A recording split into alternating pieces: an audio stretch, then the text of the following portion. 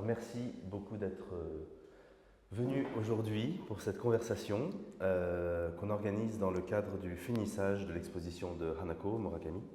Une exposition qui se termine aujourd'hui, qu'on présente dans la galerie d'Odéon, qui s'appelle Flashback. On a la chance aujourd'hui d'avoir avec nous Domitille Michalon. Domitille est une grande parfumeuse, ce qu'on appelle un nez. Et donc la conversation va être un peu différente des conversations qu'on a l'habitude de mener à la galerie, puisque dans le cadre de ton exposition et de l'installation qui s'appelle Flashback, tu as collaboré avec Domitille pour la réalisation d'une des dimensions de l'œuvre, qui est une odeur. Domitille, toi, dans ton métier, tu conçois des parfums, tu conçois donc des dimensions olfactives. Tu as déjà participé, collaboré avec des artistes par le passé. Comment est-ce que l'idée de faire une collaboration avec des artistes t'est venue? Je sais que chez IFF, vous avez un programme qui est dédié à des collaborations dans des cadres artistiques. Alors, c'est vrai que ça fait presque 30 ans que je suis parfumeur chez IFF. Et on essaye d'avoir une bulle d'inspiration ou de création déconnectée du quotidien.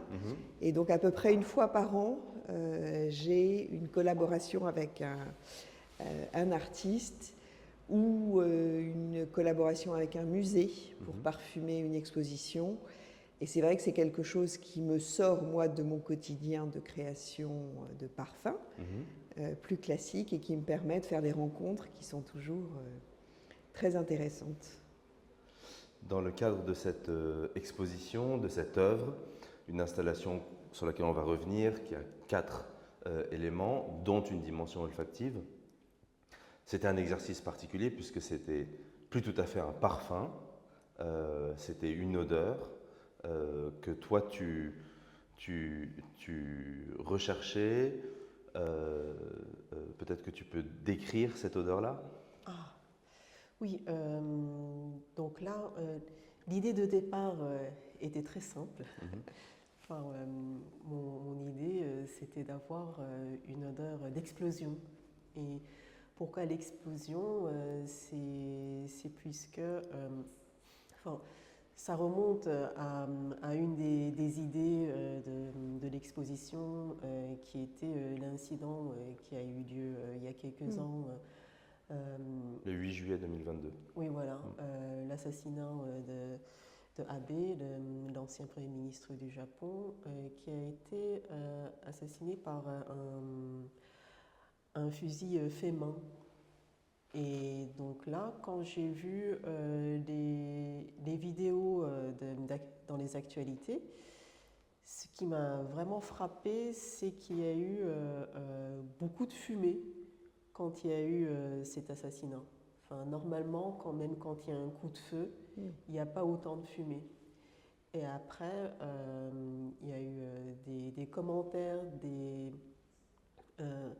des analyses de criminologie qui disent que il y a eu beaucoup de fumée puisque l'auteur du crime a fait non seulement son arme fait main à la maison, mais aussi les boulettes étaient fait main aussi.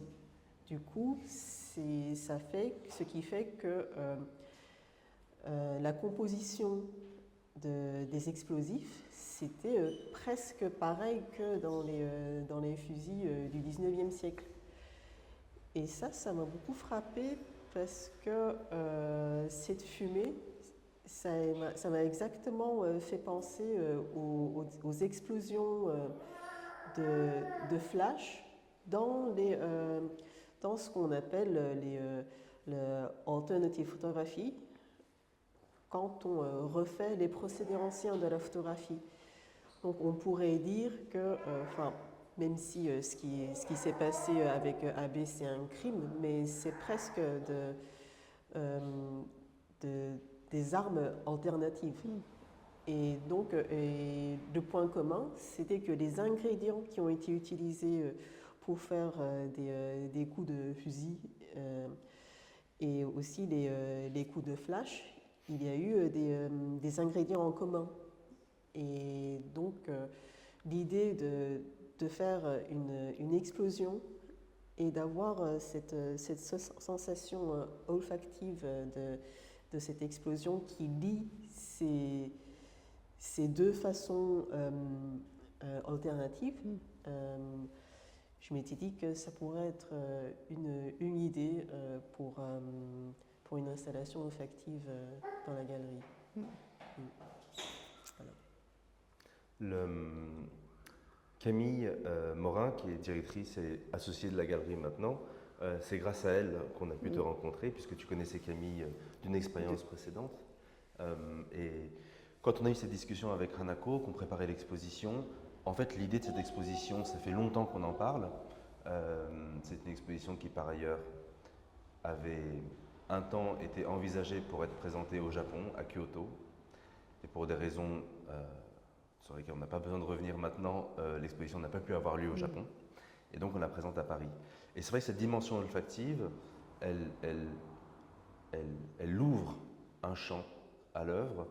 Moi, j'aime bien dire que dans cette exposition, et ça a un lien avec l'histoire de la photographie, puisque le premier élément qu'on saisit quand on rentre dans la galerie, c'est cette odeur-là, on a vraiment la sensation d'arriver sur les lieux d'un crime. L'expression anglaise du smoking gun, de l'arme qui est encore fumante. Il n'y a pas d'arme fumante dans l'exposition, mais on a vraiment cette sensation. Et je dis l'histoire de la photographie, puisqu'il y a le texte de Walter Benjamin qui parle des photographies d'Adjay, mais qui dit que les photographies d'Adjay de Paris du début du XXe siècle sont comme des scènes de crime. C'était pour nous une référence intéressante. Comment s'est déroulé le processus de collaboration, d'échange? Il y a eu beaucoup de tests, beaucoup de discussions, de variations. Comment ça s'est passé? Le plus compliqué au départ était de se dire on va partir et on va essayer de recréer ce coup de flash, ce coup d'explosion dans des conditions sereine, entre guillemets. Il n'était pas question de faire un attentat. Et donc, on a commencé par faire brûler un flash qu'Hanako avait trouvé dans une brocante. Et c'est vrai qu'on a eu ce flash fantastique, les yeux complètement explosés. Il y a eu cette fumée, mais surtout l'odeur qui ressortait, c'était l'odeur du papier.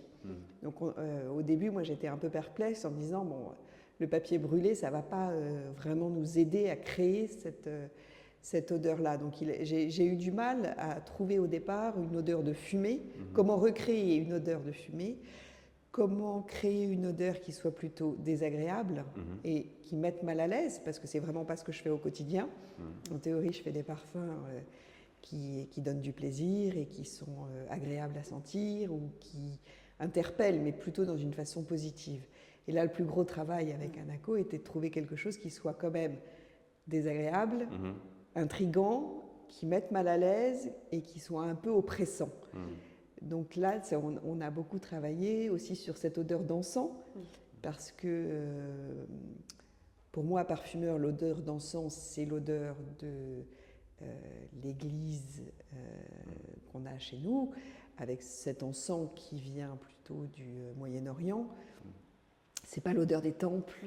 Donc voilà. Donc il y a eu une petite discussion. Il fallait qu'on s'accorde sur l'odeur, de parler. Et c'est vrai que c'est la difficulté de l'odeur, c'est que ça dépend aussi de notre culture et de trouver le lien et puis trouver quelque chose qui soit suffisamment désagréable.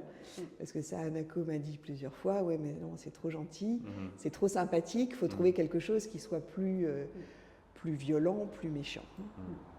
Mais je pense qu'on a fini par réussir avec beaucoup d'échanges et beaucoup de réunions olfactives pour essayer de trouver les ingrédients qui vont représenter cette odeur.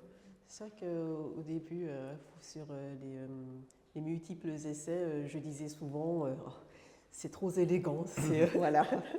C'est pas ça, il faut que ce soit plus désagréable et plus que ce soit du brûlé, quoi. Oui. Mais quand on dit brûlé, dans le glossaire des parfumeurs, ça va aller plutôt dans du bois précieux Oui. et qui était pas forcément ce que je pensais. Et donc, du coup, la dernière phase de notre travail, c'est de trouver le juste équilibre jusqu'à quel point on enlève l'élégance. Mais je pense qu'on en a gardé un peu finalement dans le parfum. Non, je me suis rendu compte en suivant les échanges aussi que, en fait, on est souvent à court de mots et que pour décrire les odeurs, les odeurs, c'est pas un langage en soi, mais c'est très difficile pour des non-professionnels d'être précis et d'indiquer. Donc, c'était des intentions, c'était une direction. En fait, on n'est pas, on possède pas tout un vocabulaire puisqu'on n'a pas les référents. On a eu la chance de visiter ton laboratoire, de voir cette. D'ailleurs, on disait qu'il y avait tout un langage autour de la musique, puisque ça commence par cette orgue. C'est ça. Et ça, c'était pour moi dans la préparation que je suivais de loin et qu'on suivait avec Camille, bien sûr. C'était intéressant de voir au fond, comment réussir à échanger alors qu'on n'a pas tout à fait les termes. C'est ça, c'est qu'en musique, il y a des notes. Si on dit que c'est un Do, tout le monde s'accorde sur le Do et il n'y a pas de discussion. En couleur, on va avoir des pantones et si on dit qu'on veut le pantone bleu 422, tout le monde est d'accord, il n'y a pas de discussion. Alors qu'en parfumerie, si on dit « je veux que ça sente le brûlé », oui, mais le brûlé de quoi? Le brûlé de plastique, le brûlé de papier, le brûlé de bois. Et quel bois? Parce qu'on sait tous aussi que selon si on fait brûler du chêne ou du pin, on ne va pas du tout avoir la même odeur. Donc en fait, après, on va essayer de trouver des correspondances qui sont suffisamment parlantes pour que moi je puisse comprendre. Parce que si Anako me dit « ça sent comme chez ma grand-mère », si elle n'explique pas l'odeur de la maison de sa grand-mère, mais moi, je peux pas imaginer. Voilà. Donc, c'est vrai que le langage olfactif n'existe pas en tant que tel. On va aller chercher des parallèles avec la couleur, avec la musique, avec les odeurs, avec la cuisine, en disant que ça sent. Si on me dit que ça sent la cannelle, tout le monde comprend ce que ça sent. Donc voilà. Donc, on va aller chercher des référents pour pouvoir essayer de travailler une concordance et une communication olfactive. Ouais. Je pense, il y a une chose que au tout début de notre collaboration, à notre premier rendez-vous, je me sentais très stressée parce que je ne savais pas à tel point je pouvais m'exprimer, mais aussi ce jour-là j'avais le nez bouché un peu. Mais en effet, là aujourd'hui, je suis encore plus stressée parce que là vraiment j'avoue que depuis 3 semaines j'ai le nez bouché. Et c'est pour la première fois de ma vie que j'ai perdu complètement mon odorat.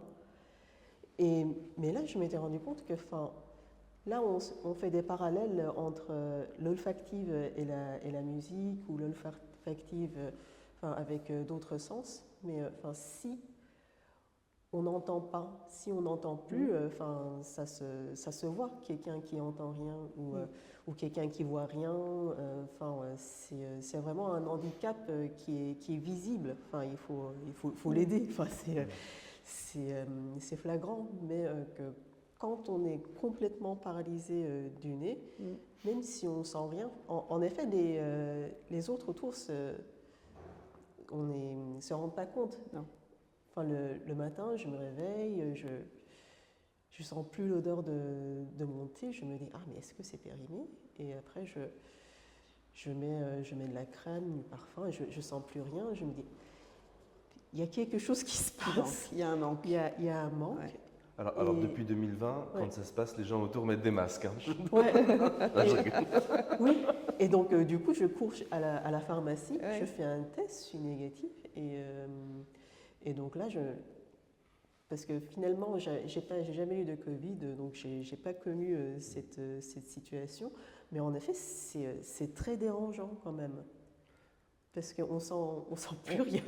On s'en rend pas compte, mais Ouais. effectivement, l'odorat est étourdi à un sens primitif, mais c'est un des Ouais. premiers sens. Mm. Et c'est vrai que quand on perd l'odorat, on devient paniqué. Je ne l'ai jamais perdu. Mm.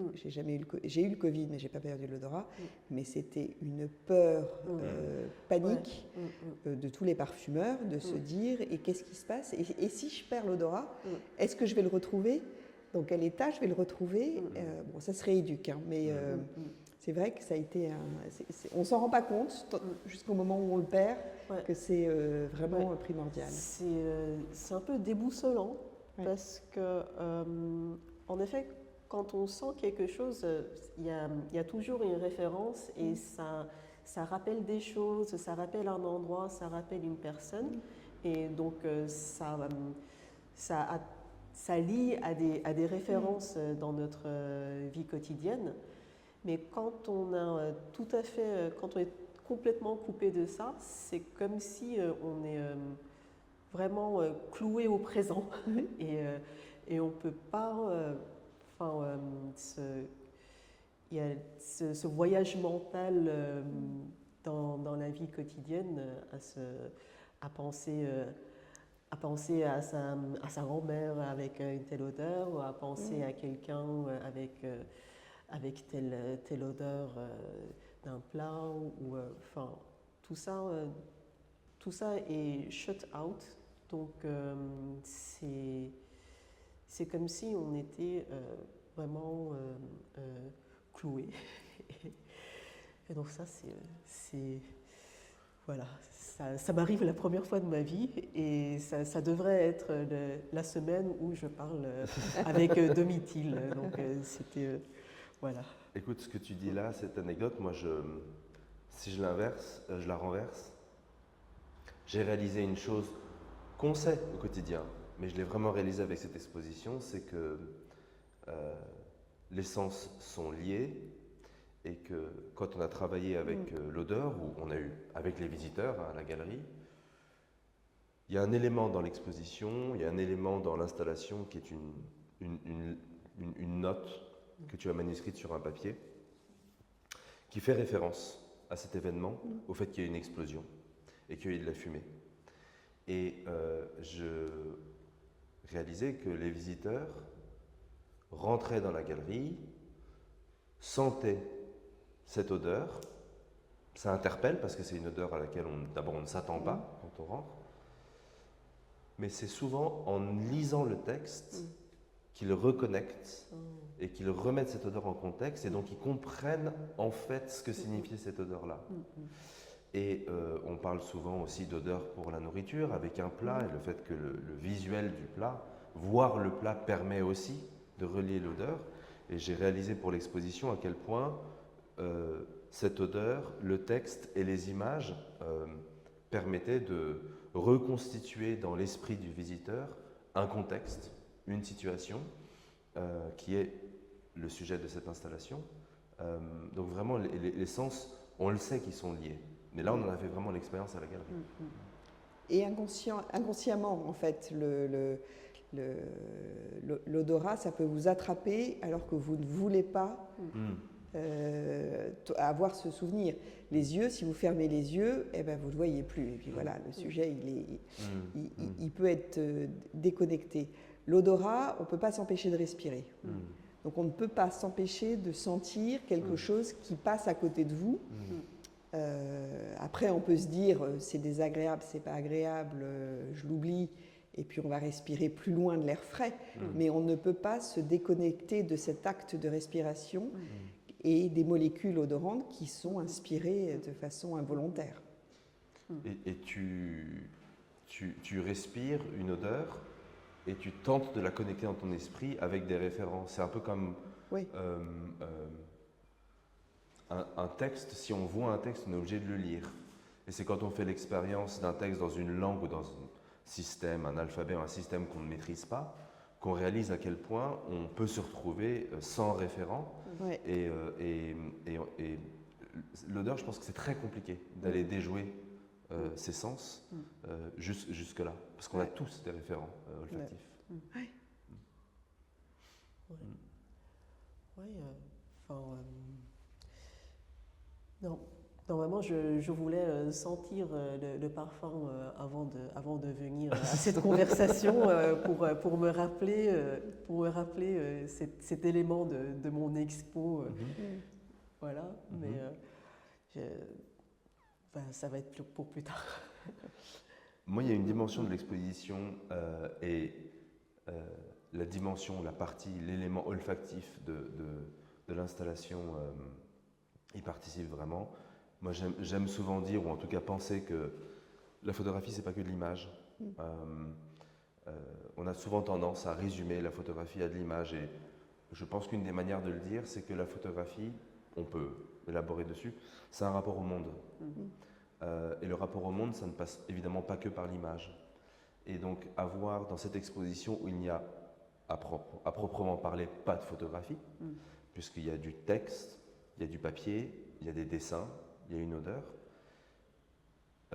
Toi qui, depuis 20 ans, fais des recherches aussi sur l'histoire de la photographie, on a derrière nous 2 œuvres de toi qui sont un travail qui s'appelle l'Immaculée, et ce sont des agrandissements de plaques de daguerréotypes du 19e siècle, mais qui n'ont pas été exposés, pas utilisés. Je trouve qu'il y a une dimension hautement photographique dans l'exposition, dans le sens où elle a un lien avec le rapport que nous, on peut entretenir avec le monde, et avoir l'odeur en rentrant dans l'exposition, je trouve ça vraiment saisissant. Oui, tout à fait. Enfin, c'est vrai que mes installations, ça tourne souvent autour de la photographie, sans utiliser la photographie, et ça peut être des installations sonores, et ça peut être tout sauf la photographie, mais là, je pense on a vraiment pu développer cette possibilité ouais, il y a du potentiel à faire penser à la photographie avec une dimension olfactive. Et je trouve que même rentrer dans l'exposition et avoir comme premier élément cette dimension olfactive sans découvrir le reste, c'est aussi déjà un potentiel. Non seulement ça interpelle, mais ça force chaque visiteur à tenter de reconnecter cette odeur avec quelque chose qu'il ou elle a vécu. Ouais. Du coup, c'est une exposition qui est multisensorielle et qui va vous chercher avec l'odeur de façon inattendue, parce qu'on rentre dans une galerie, on sait qu'on va voir quelque chose. Parfois, on a l'habitude d'entendre, parce que souvent, il y a quelque chose qui va accompagner de façon sonore. Mais je pense que le visiteur n'a pas l'habitude de se faire cueillir avec une odeur. Et en fait, je pense que c'est ça qui est intéressant dans cette exposition. C'est on passe la porte et on se dit, il y a quelque chose. Et effectivement, on ne s'en rend pas compte. Et je pense que les visiteurs ne s'en rendent pas compte tout de suite. Et peut-être qu'il faut lire pour se dire, mais oui, mais il y a quand même une odeur dans cette pièce, quelque chose qui m'interpelle. Et c'est ça que je trouve intéressant, c'est ce côté multisensoriel. Et puis c'est pas annoncé, attention, il n'y a pas sur la porte, attention, attention, olfaction en cours. C'est ça qui est intéressant. Oui, parce que dans ce cas, si on pense que cette odeur est aussi une forme de la photographie, ça veut dire que l'image qu'on se fait dans la tête en respirant cette odeur, ça aussi, ça peut être de la photographie. Ouais. Il y a une dimension d'imagination qui est qui est formidable. Et la première fois que, en tout cas moi, quand je suis allé visiter ton laboratoire, on était tous ensemble, et de ton orgue, tu as sorti quelques éléments. Et j'ai repensé à une chose parce que tu nous as fait sentir un élément. Et je me rappelle avoir répondu tout de suite, c'est l'odeur de l'herbe tondue. Ouais. Et tu as répondu oui, absolument, c'est l'odeur du gazon. Et justement, j'ai pas dit gazon. J'ai dit l'herbe tondue. Parce qu'en fait, c'est le gazon mis dans une situation. Oui, bien sûr. On n'a pas un souvenir du gazon. Non. On a peut-être un souvenir d'une pelouse parce qu'on s'est allongé dessus, parce qu'on a joué dessus quand on était enfant. On a peut-être le souvenir d'avoir passé la tondeuse et d'avoir cette odeur-là qui remonte. Et en fait, on remet toujours en contexte. Oui, tout à fait. Oui, c'est de la... Ben oui, tu as eu une photo du gazon tondu. Du gazon tondu, oui, c'est ça. C'est un peu ça. Mais ouais. Et donc tu vois que c'est... en tout cas, c'était une image. Donc là, il y a une dimension d'image. Mais moi, j'aime bien penser que la photographie, oui, il y a un lien avec l'image. Je trouve que déjà, imagination, ça ouvre plus que juste image. Mais comme tu l'as dit, on rentre dans un espace d'exposition parce que quand on rentre dans une galerie, on s'attend déjà à voir une exposition. C'est un lieu qui est fait qui a cette fonction-là. Et donc on s'attend quand même déjà à quelque chose. Et pourtant, c'est peut-être une question d'éducation aussi. On ne s'attend pas. On ne s'attend pas du tout à être cueilli par une odeur. Et c'est vrai, j'ai dit tout à l'heure que les visiteurs rentrent et reconnectent en lisant le texte, mais beaucoup ont fait le lien et ont réalisé qu'il y avait une odeur parce qu'ils ont lu le texte.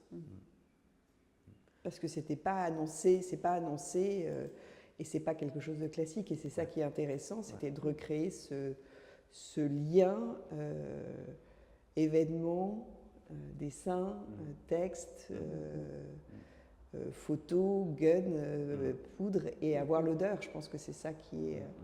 c'est le tout de cette exposition qui est intéressant sur le multisensoriel. Oui, c'est justement ça le flashback. C'est ça. Oui. Ouais. Alors l'exposition c'est pas la première fois que tu interviens dans une œuvre avec une odeur.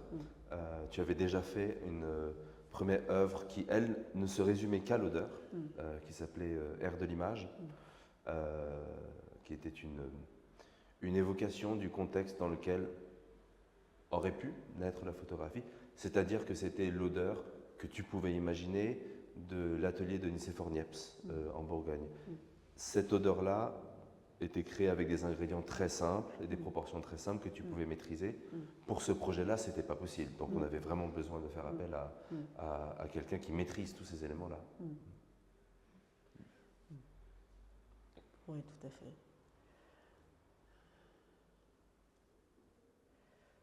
Oui,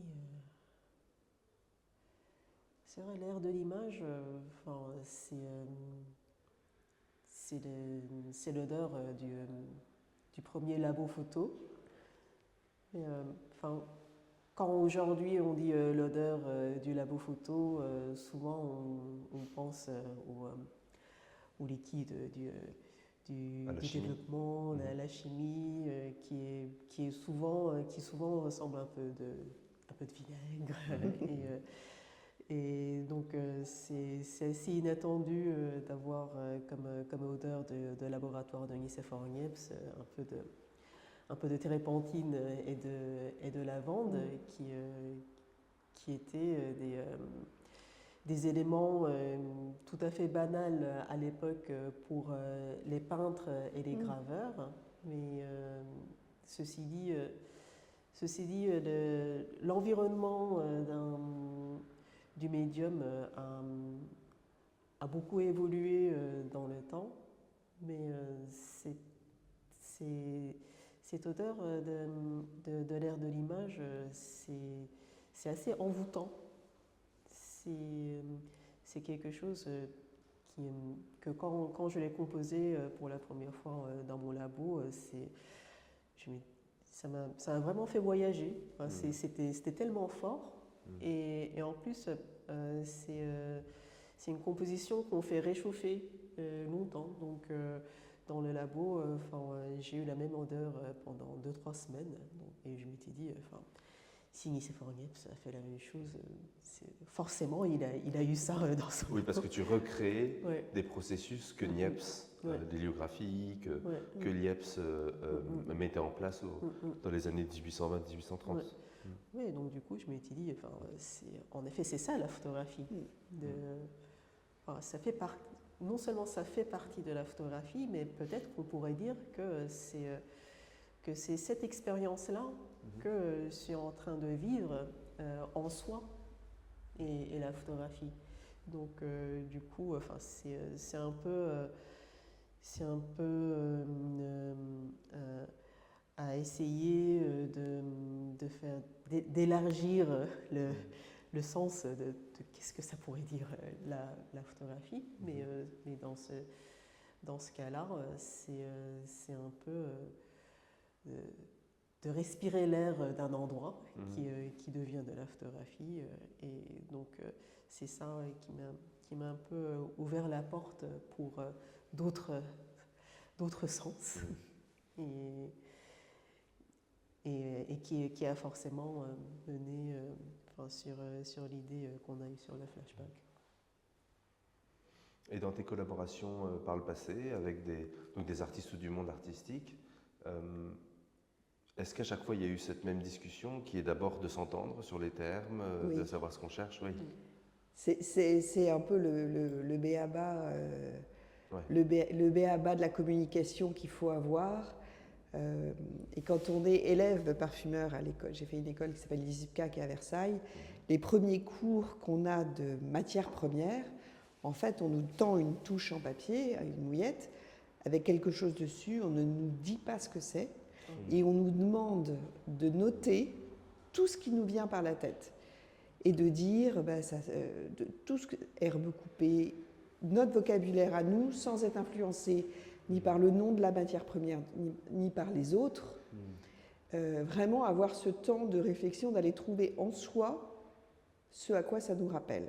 Et puis après, on a une conversation collective et on va essayer de classifier cette odeur en disant c'est gazon coupé, un peu cassis, et trouver d'autres mots. Et puis une fois qu'on est un peu tous d'accord sur le dictionnaire olfactif, on crée comme ça un catalogue de mots qui permet de nous, après, communiquer entre nous. Donc c'est vrai qu'il faut à chaque fois, quand on recommence une collaboration olfactive, aller trouver le vocabulaire commun. C'est un peu aussi comme pour l'œnologie. On va dire que le vin, il sent minéral, rocher.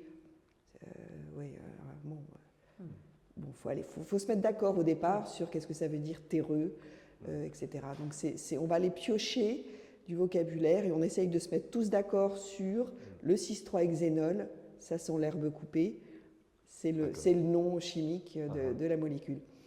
Bon, voilà. Et puis après, tout le monde sait de quoi on parle. Il faut créer le dictionnaire, le vocabulaire. C'est hyper intéressant et en fait, je réalise que dans les écoles d'art, ce serait un atelier assez formidable pour des artistes, puisque ça les pousse à il y a presque une dimension psychanalyste, de psychanalyse dans ce que tu disais. Non, mais bien sûr, parce que quand un de mes clients me dit ça sent comme dans le placard chez ma grand-mère et je déteste, parce que ça sent comme le placard chez ma grand-mère. C'est souvent la naphtaline, mais... Après, s'il ne rajoute pas derrière, je déteste, j'adore, qu'est-ce que j'en fais, moi, de l'information? Il faut que je décode. Effectivement, ça peut sentir un peu le moisi, ça peut sentir un peu la naphtaline, mais si ça se trouve, c'est quelque chose qu'il adore. Ou qu'il déteste. Donc en fait, il faut aller jusqu'au bout, un peu de façon psychanalytique, savoir si est-ce que ça l'intéresse que le parfum que je suis en train de créer ait cette notion-là ou pas. Parce que mais il faut discuter, il faut beaucoup parler pour comprendre. Ouais, c'est vrai qu'on n'a pas ça dans les écoles d'art. Ouais. Non, et tu vois, j'ai envie de te poser une question, mais c'est une question qui est très très large, tu n'es pas obligé d'y répondre.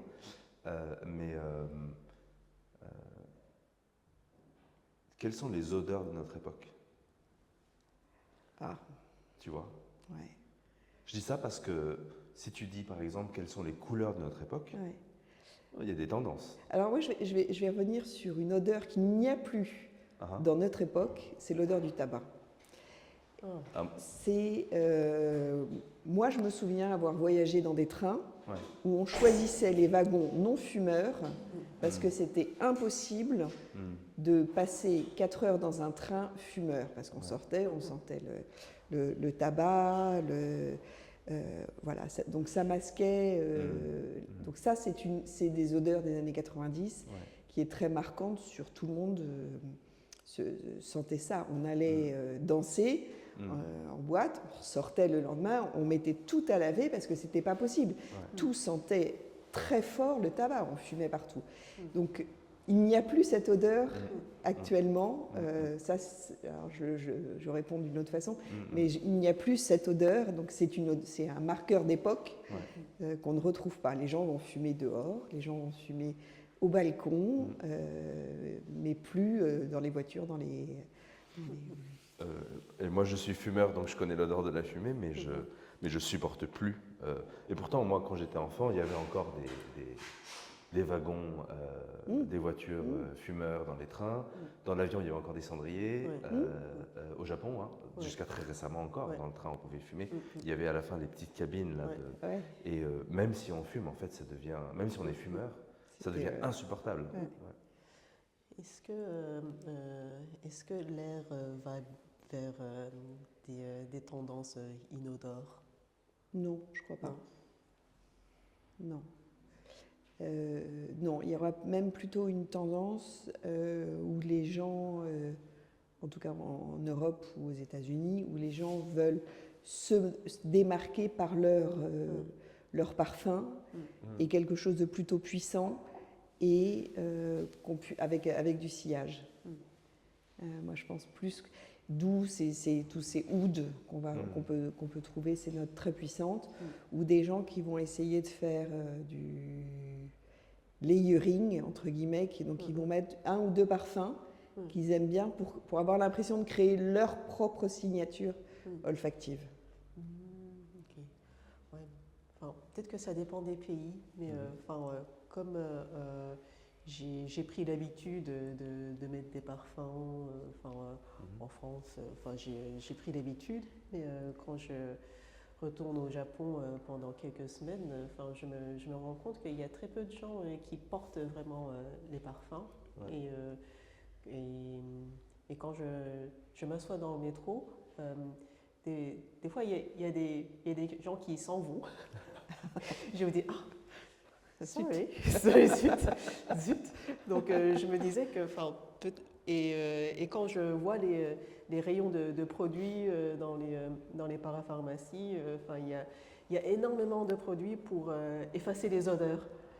Et avant, il y avait beaucoup de sprays qui masquent les odeurs avec d'autres odeurs, mais là, je vois plus de produits qui éliminent tout court les odeurs. Donc je me disais, je suis venue dans un autre pays.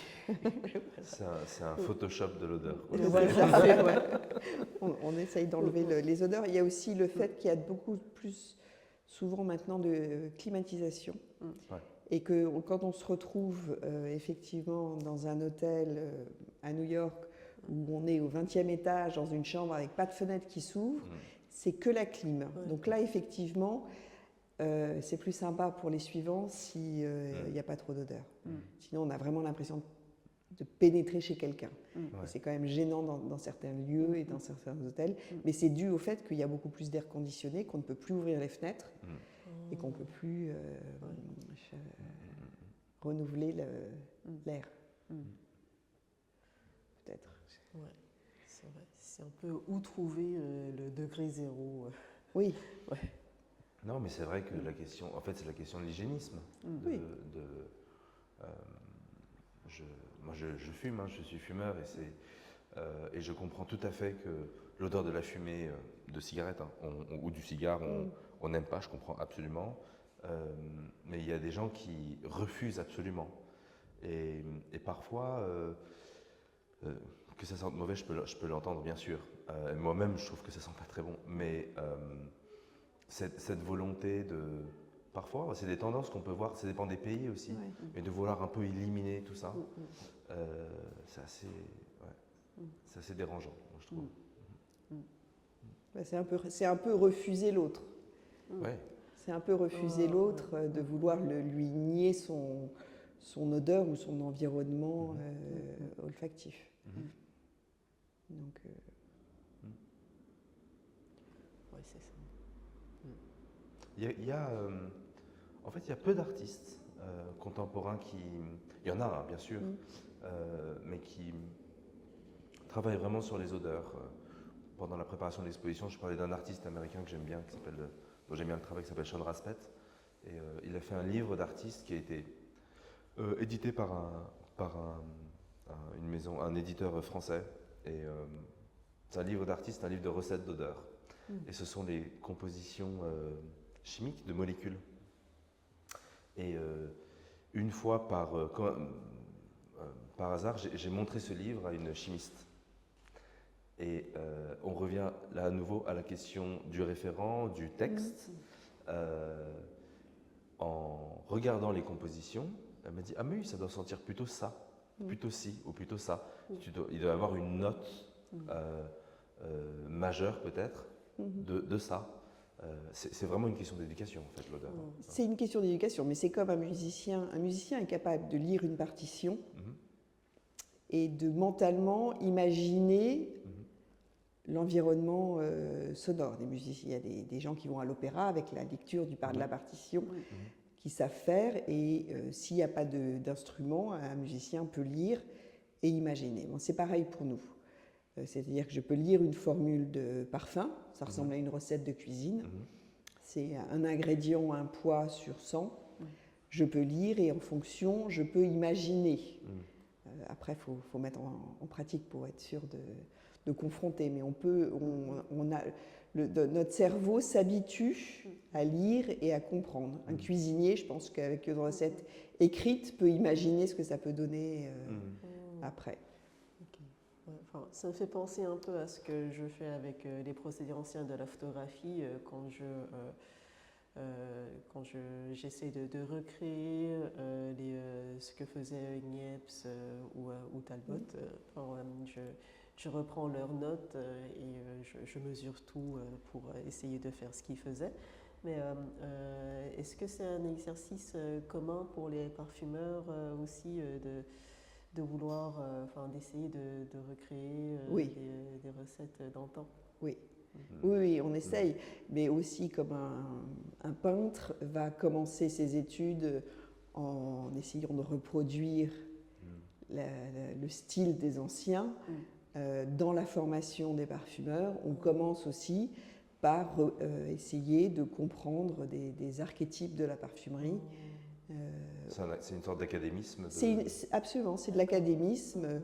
On essaye de décortiquer un Chanel numéro 5 par ses notes aldéhydées, par ses notes florales, par ses notes rosées, pour essayer de comprendre. Ça, c'est vraiment un peu comme dans toutes les éducations, pareil, des peintres, des sculpteurs aussi, ils apprennent de faire à la Rodin. Oui, mais ça permet d'entraîner son style, de comprendre comment on fait les autres, et puis après on s'en détache. Ça permet de... C'est vrai que c'est une dimension dans l'apprentissage qui est présent dans beaucoup de pratiques, mais que dans la photographie on en parle très peu, voire jamais. C'est vrai, c'est vrai. C'est vrai, après l'académisme, l'idée de l'académisme, c'est aussi de pouvoir, une fois que tu as digéré tout cet apprentissage, c'est pouvoir t'exprimer toi. Donc ça veut dire que ça peut donner un style, par exemple. Donc j'imagine qu'aussi que dans le monde des parfumeurs, il y a des parfumeurs qui ont des styles particuliers. Absolument. Ouais. Ouais, ouais, les gens qui travaillent avec nous, on a des chefs de projet qu'on appelle évaluateurs. En fait, ils arrivent avec l'expérience, en sentant un parfum, à dire ah ben ça a dû être créé par un tel, parce que je reconnais le style, la patte, l'écriture, le surdosage, les matières fétiches, etc. Donc oui, on a un style. Nous, c'est difficile de le reconnaître, mais les gens entraînés et experts avec qui on travaille reconnaissent absolument à l'aveugle qui a créé quoi. D'accord. Il y a un vocabulaire. Il y a un vocabulaire, il y a un style, une écriture de la formule qu'ils arrivent à reconnaître. Oui. Mais toi, avec tous les grands parfums que tu as signés, tu ne serais pas capable de donner ton style encore C'est difficile. C'est difficile. C'est difficile de se décrire. Ouais. C'est difficile parce que je travaille aussi à la commande. Ouais. En fait, à la différence d'Anaco, moi je travaille à la commande, c'est-à-dire qu'on va me demander de créer un parfum. Je n'ai pas de magasin en propre, je n'ai pas ma ligne de parfum. Pour moi, je travaille vraiment à façon, à la commande. Donc, mon style est partout, mais parfois, il est souvent adapté à mon client et à la commande que j'ai reçue. C'est la direction artistique. Oui, c'est ça.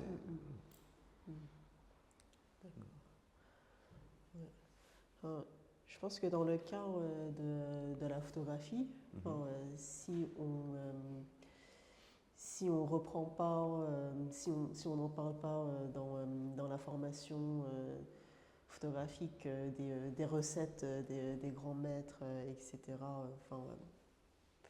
très rarement, je pense que c'est aussi lié à l'industrialisation des matières photographiques et que c'est quand on parle des outils qu'on utilise, qu'utilisent les photographes, ça s'arrête très souvent aux produits qui sont déjà produits par les industriels et on remonte que très rarement au-delà.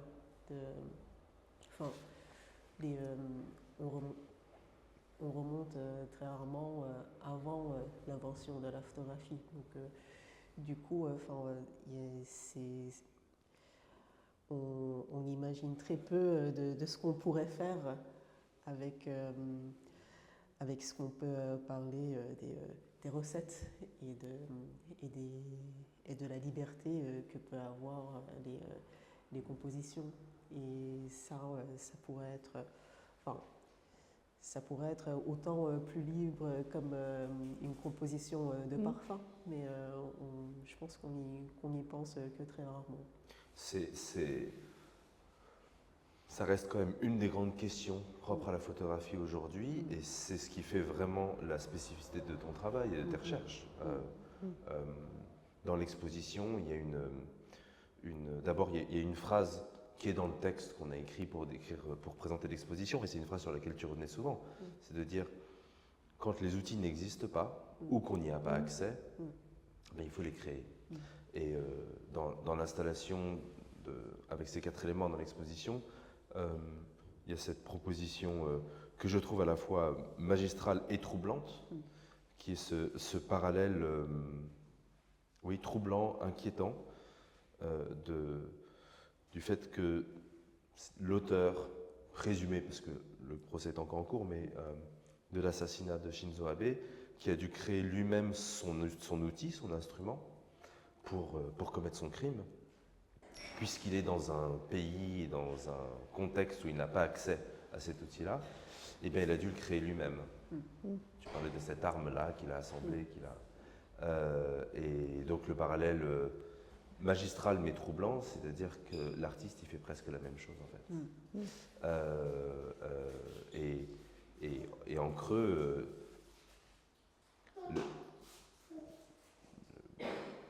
l'omniprésence de la technique en photographie, dans le monde de la photographie, c'est les industriels, c'est les fabricants de tous les éléments qui sont nécessaires à la photographie. Je pense que c'est ça qui souvent bloque la photographie. Moi, j'ai souvent une de mes manières de voir les choses. Je vois souvent des œuvres, des travaux en photographie, et j'ai l'image de quelqu'un qui a très bien écrit dans son cahier d'écriture, qui a utilisé le bon stylo et la bonne plume, et qui a très bien refait, mais qui n'a pas réussi encore à se défaire de cette technique. Ouais. Oui, c'est tout à fait ça. Enfin, mais ça, c'est non seulement concernant la photographie, mais aussi c'est tout ce qui est art contemporain tout court. Enfin, est-ce que quand on entre dans une expo, une installation, et que quand on se demande où sont venus chaque ingrédient, chaque matériel, et qu'on s'est dit « Ah, est-ce qu'il a trouvé ça chez Leroy Merlin ?» Et donc du coup, si l'artiste a fait des courses chez Leroy Merlin, c'est pas un problème, mais c'est juste que est-ce que l'acte, est-ce qu'il n'y a pas un piège entre l'acte de créer et l'acte de consommer? Et d'où termine la consommation et d'où commence la création. Il y a toujours un champ flou. Et donc c'est pour ça que quand on prend un outil en main, forcément on se demande d'où c'est venu. Ouais.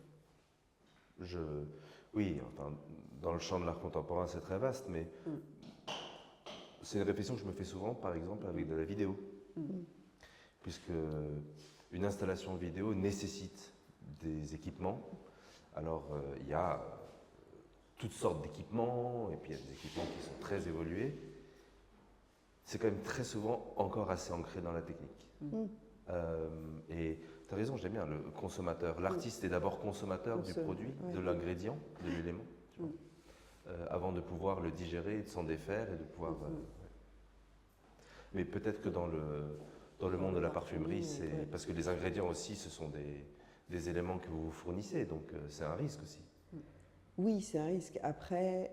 c'est peut-être moins visible pour nous. C'est moins visible, c'est plus difficile à décrire, c'est moins accessible dans la connaissance. Mais est-ce que toi, par exemple, quand tu sens quelques parfums et avec ton nez, tu te dis « Ah ben il y a quand même encore à nouveau cet ingrédient qui a été utilisé, je ne sais pas s'il y a des ingrédients qui sont à la mode ». Oui, bien sûr. Il y a des modes, il y a des modes, il y a des tendances, il y a des nouveaux ingrédients qui arrivent, on s'en aperçoit, on les reconnaît, on les connaît, on les décrypte. Après, je vais dire que la différence dans les parfums que je crée, c'est que ce ne sont pas des œuvres d'art au sens propre, et je ne fais pas un parfum pour qu'il soit exposé au musée. Mis à part quand je fais une création, comme ce dont on parle ce soir. Mais sinon, il y a quand même quelque chose dans mon travail qui est plus un travail de designer, parce que finalement, je fais des parfums pour que les gens les achètent et les portent. On est loin de pouvoir tous avoir accès à l'œuvre d'Adako dans son salon. Donc il y a un petit parallèle qui est assez différent.